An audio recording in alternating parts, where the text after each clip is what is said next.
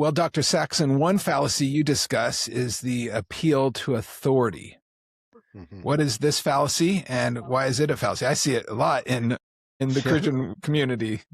Well, I think it's an interesting one to start with because it's one of the more challenging fallacies, because we all believe an awful lot of things on authority. I've never been to Australia, but authorities have told me it's there, and so I accept that as a reasonable belief. And so we're not rejecting the role of authority in our lives. Certainly as Christians, we wouldn't want to do that. I think there are two ways this can go wrong. They appeal to authorities who are not qualified to speak to the subject. That is, oftentimes, why should I buy those jeans? Well, this actress said that they're great jeans. Well, what makes an actress qualified to tell us one set of jeans is better than another? And so people go wrong when they look to authorities for reasons unrelated to what the person is talking about. Now, they're not an expert on the subject. The other way it goes wrong is when people use an authority instead of doing the work themselves to find the evidence. That is, even if an authority is qualified, if that authority is giving the answer on the basis of evidence and sound reasoning, then if it's possible for me to access the evidence and sound reason, I shouldn't just cop out and use the authority. And so authority can be misused even if we're pursuing truth, but we can do it in a lazy, fallacious way. But in our culture, it's amazing how often people say, well, so-and-so said, and therefore it's right. And when you actually look at so-and-so, they're not qualified at all to pontificate on that issue. And it's lazy reasoning, and it's a fallacy when I try to use so-and-so to prove to you that something's true, when in fact so-and-so, whether they're right or wrong, they're not qualified.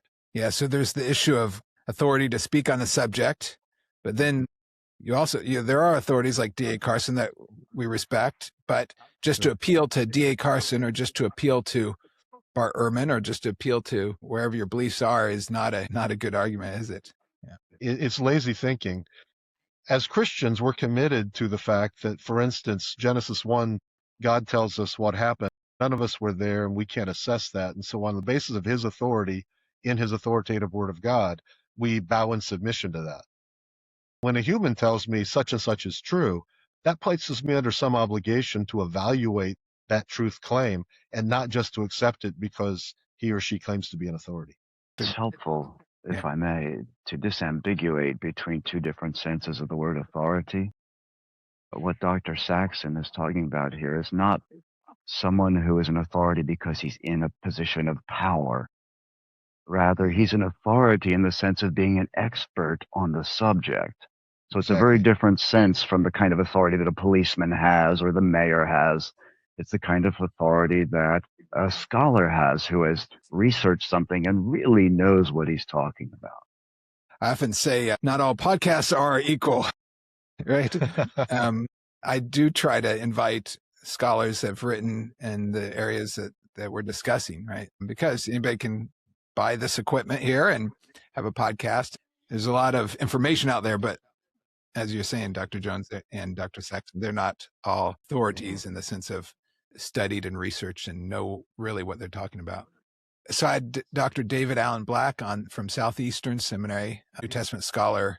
We were talking about, Matthew Priority. We're both Matthew Priority guys. His opinion was that there's a lot of groupthink too. In other words, it's settled fact, so we don't go back and examine it anymore.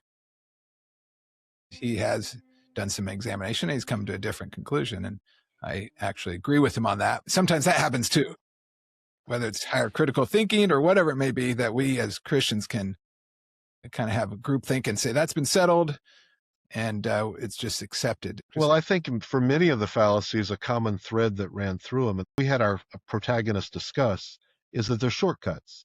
People don't want to do the hard work of reasoning through something, and so it's easier to appeal to an authority, and it's easier to take these shortcuts rather than actually working through it.